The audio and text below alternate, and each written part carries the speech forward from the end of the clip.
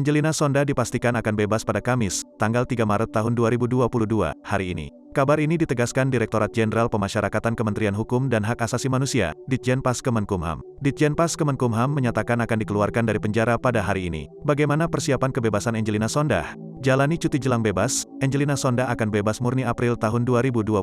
Perempuan bernama lengkap Angelina Patricia Pinkan Sonda itu bakal menjalani program cuti menjelang bebas (CMB). Bahwa pada tanggal 3 Maret tahun 2022, Angelina Sonda akan dikeluarkan dari Lapas Perempuan Jakarta untuk mulai menjalankan program CMB sebagai klien pemasyarakatan, dengan bimbingan lanjutan Balai Pemasyarakatan Jakarta Selatan selama 3 bulan, kata Kepala Humas dan Protokol Ditjenpas Rika Aprianti dalam keterangannya, Rabu, tanggal 2 Maret tahun 2022.